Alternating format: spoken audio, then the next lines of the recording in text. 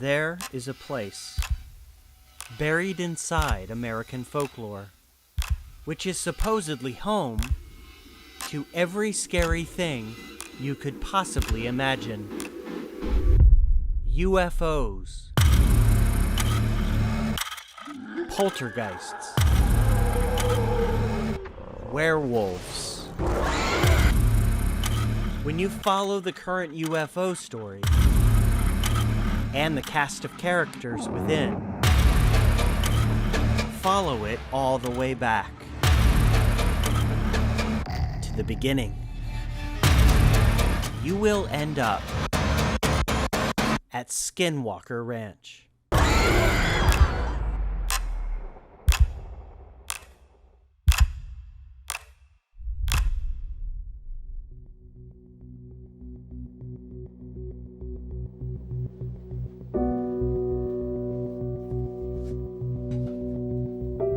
Nick, welcome back to the basement office. Thanks, it's great to be back here. So in this episode, we're going to talk about Skinwalker Ranch. But before we do, I want to acknowledge where I am as an investigator, a journalist, someone who's been looking at UFOs throughout the show. And I have to say, Nick, I am a little bit more skeptical now. I've had doubts, and anyone who's followed me on social media is fully aware of this. I've veered recently into a more skeptical realm.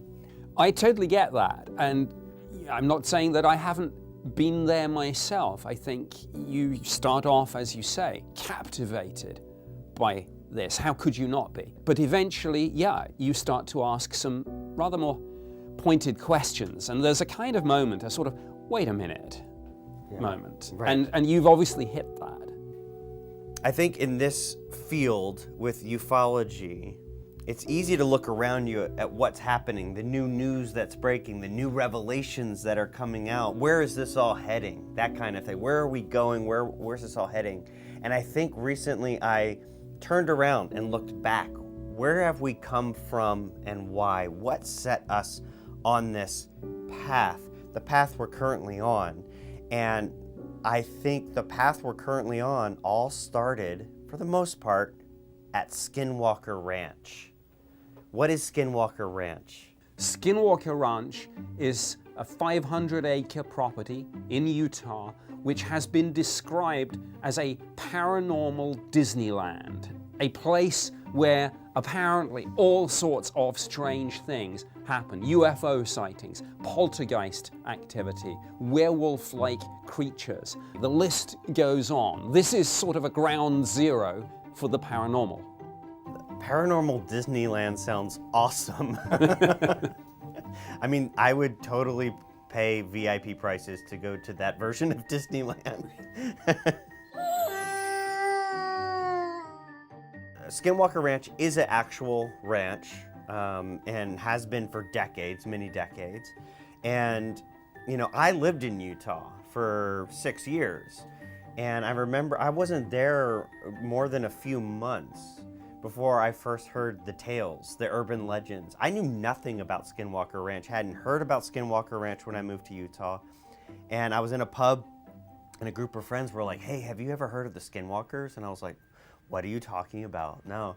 And they said, in this particular version of the urban legend, they said, well, the Skinwalkers down in southern Utah, you'll be driving at night and suddenly these white-skinned, bright white-skinned, like half man, half wolf creatures will run up next to your, on two legs, run up next to your vehicle. No matter how fast you're going, they will keep pace and run next to your vehicle. And I was just like, what are people talking about, this Skinwalker thing?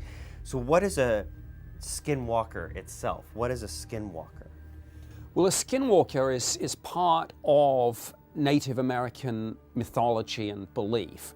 And it comes from mainly the Navajo culture, but the Ute tribe, which is indigenous to the particular area, have those same beliefs. And the Skinwalker is essentially a malevolent witch, an individual who has various supernatural powers, and those powers include the ability to transform, to shapeshift.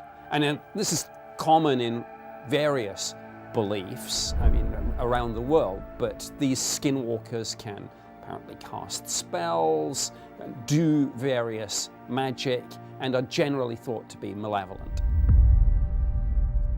And we should note that in the area of Skinwalker Ranch, there are 2 Native American reservations. And the folklore coming in and out of those reservations permeates through the local cities and towns and also throughout the state. So those stories of the malevolent shape-shifting witch have been around for a long time.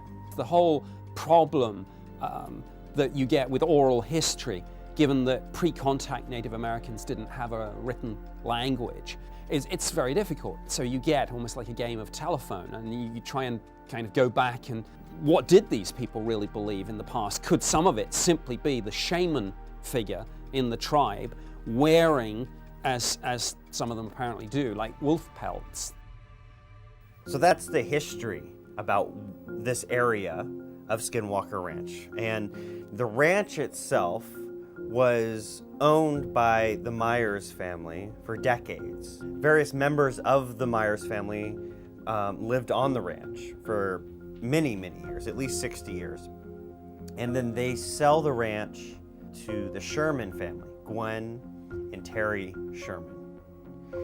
Now, the Myers family for decades and generations owned this location, owned this ranch, and never once see a UFO, report a UFO, see anything weird, see anything paranormal, nothing.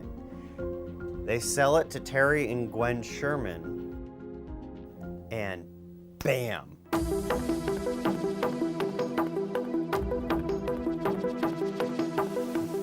Terry's talking about UFOs, strange things on the property, and a local newspaper, the Deseret News, writes an article about the ranch and this guy's alleged sightings. And a millionaire in another state, in Nevada, reads this story and says, I need that ranch. I need to go there and I need to figure out what's going on. I want to see these UFOs. And that millionaire was Robert Bigelow. Who is Robert Bigelow? Robert Bigelow is somebody who has been at the center of UFO studies for many years. He made his money in real estate, but 2 of his other passions in life are the quest to discover what happens after death and UFOs. And with UFOs, maybe the paranormal more generally. And he has a history with this. He has set up, over the years, multiple organizations into which he has put initially his own money to study UFOs and the paranormal. And Robert Bigelow went on, the Joe Rogan show and talked about his life and how he's always been into UFOs. Ever since he was a child, it's been this fascination of his. And he's almost like the Howard Hughes of UFOs. Like he's this guy who made a lot of money doing, unrelated businesses, and then uses that money for his real passion. And yes, so Robert Bigelow goes to the ranch, Terry and Gwen Sherman's ranch, and buys it.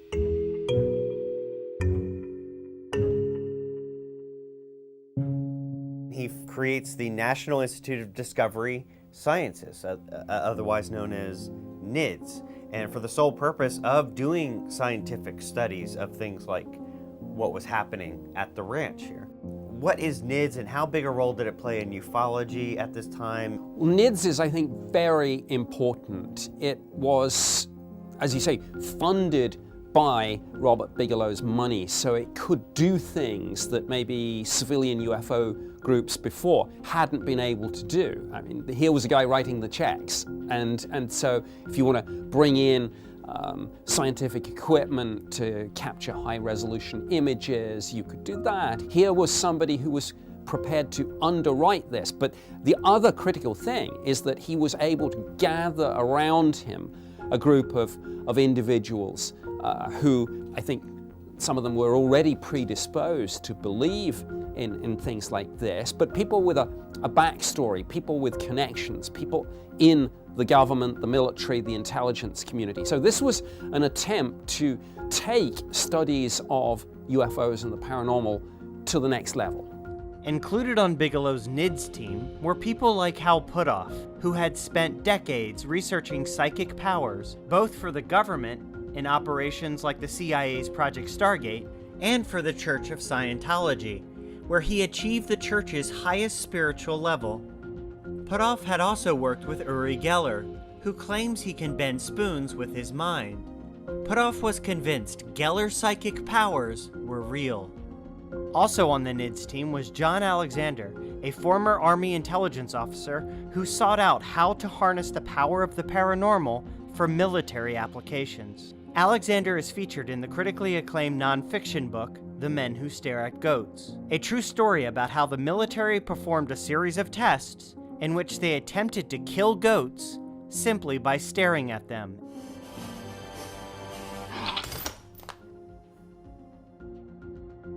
And Jacques Vallée, a world-renowned UFO researcher who believes UFOs are not extraterrestrial, but multidimensional, originating from unseen dimensions of space-time.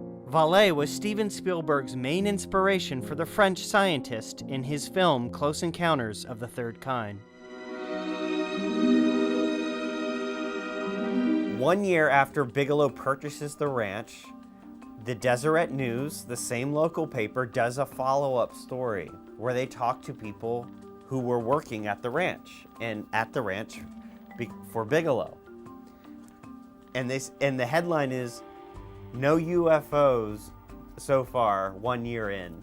And they were like, "Yeah, we haven't seen anything yet." Like, the people who were there, they'd been there a year and were speaking to the press about how they hadn't seen anything, hadn't experienced anything, no UFOs, like nothing. And this was a year already into it. Nothing had happened yet. They hadn't seen anything. And so if you're following along, 60 years of no UFOs, the new owners are there like a month, and they're suddenly, they see UFOs.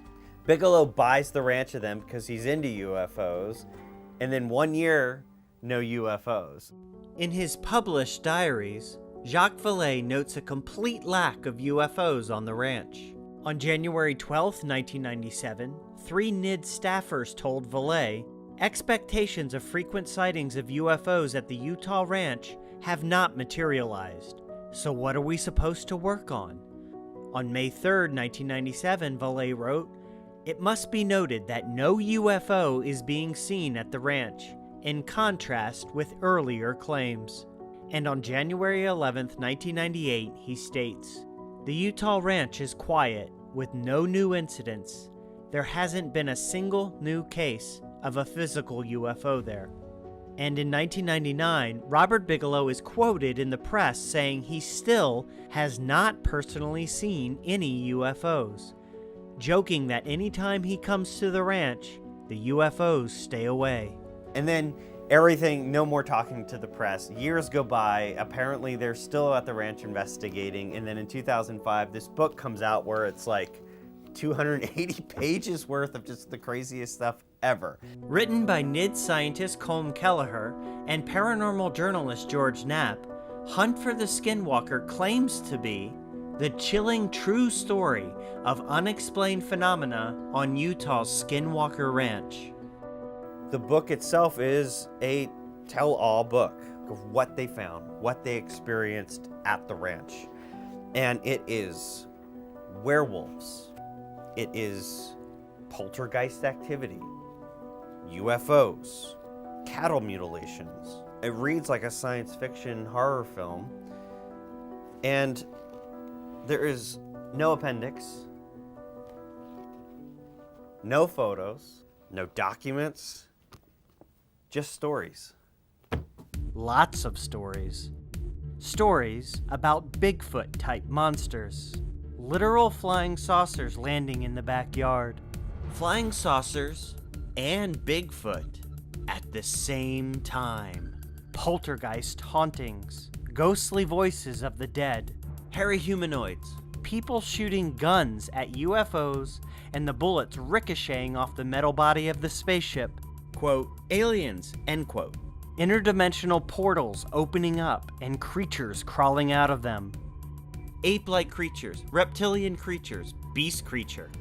And a bulletproof wolf creature that couldn't be killed, no matter how many times they shot it.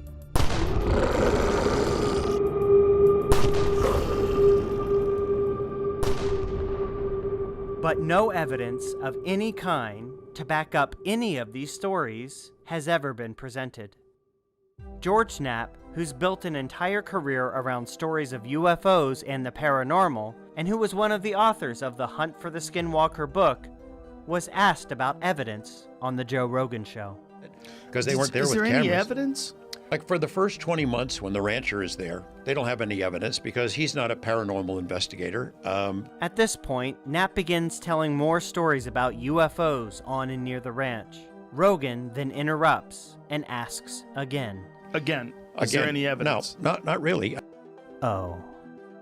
If you're looking for physical evidence and solid proof, and they don't have it.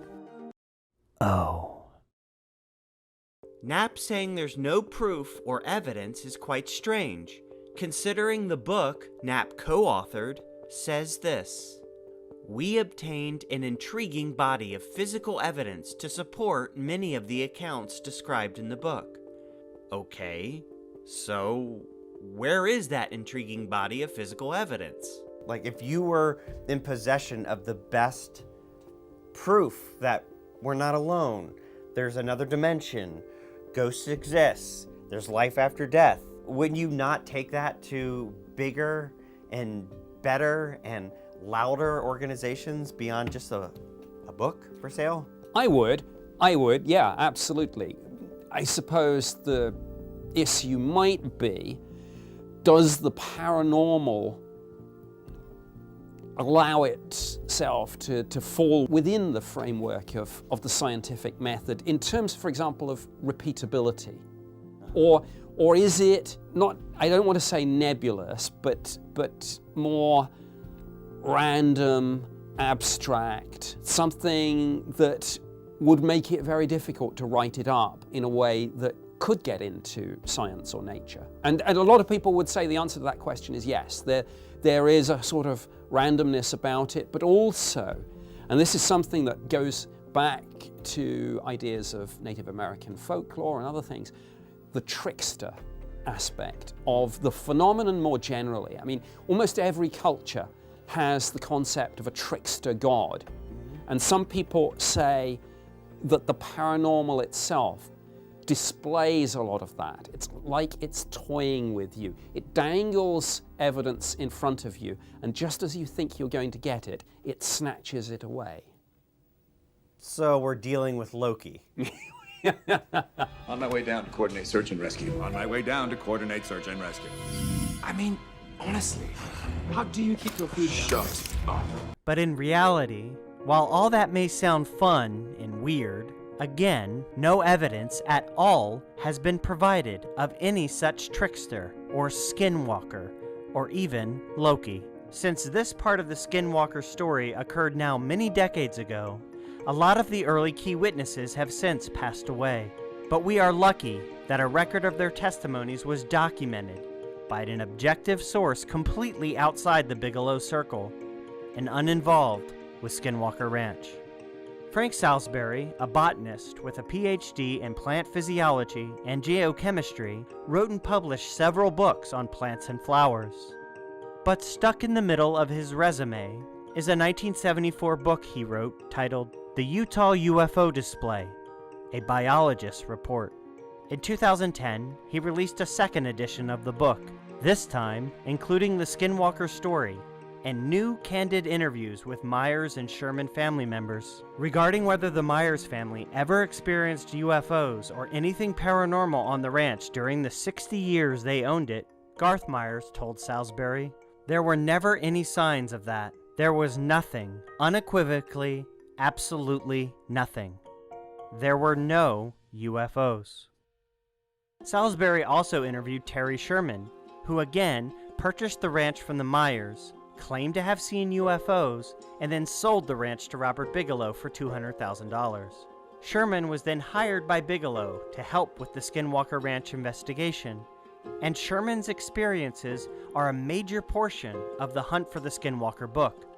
Salisbury assumed, logically, that since Sherman's detailed accounts of paranormal activity are all over the book, that he had been extensively interviewed for the book. But as it turns out, Sherman didn't even know a book was being written about his family's experiences until the book was published. And he had never met George Knapp, although they had talked on the phone, but not about the book. Sherman basically supports Garth Myers' version of the history of the ranch.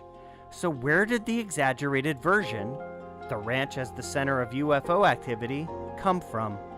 Well, that's a great question for the book's authors, Colm Kelleher and George Knapp, both of whom would not return multiple requests from me for comment. The 2005 release of Hunt for the Skinwalker catapulted the ranch's popularity on a national scale. Despite the ranch being closed to the public and guards prohibiting unauthorized entry, UFO believers would drive many hours just to sit outside the ranch's closed gates, hoping to see something.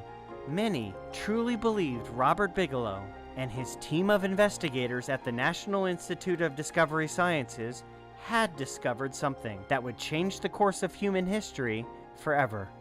Now, what happens with NIDS? What's the ultimate fate of the National Institute Discovery Sciences, the same organization that made all these amazing discoveries? What's their ultimate fate? The plug gets pulled. Okay, so they shut it down. They shut it down. Now, you could say there are two schools of thought about why you would shut it down. Okay. One is that you didn't find anything, but two is you found what you were looking for. Okay. And then you don't need to search anymore. Okay, but then you do what? You do what with that? Oh, we found it. We found it. Now we have to write a book and sell it for $20 on Amazon. Like what? What do you do with that? The answer is apparently nothing. In 2004, in an announcement on the NIDS website, Bigelow stated his reason for shutting down active investigations at Skinwalker Ranch was simply nothing was happening at Skinwalker Ranch. We have not had the need to do any major investigative work for well over 2.5 years. It is unfortunate that there isn't more activity, as there was in the past, that warrants investigation. However, he added, should substantial activity occur with a need for investigation, the NIDS will be reactivated with new personnel.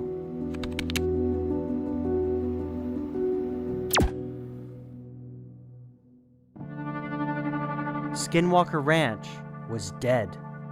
The stories of aliens, werewolves, and ghosts had stopped.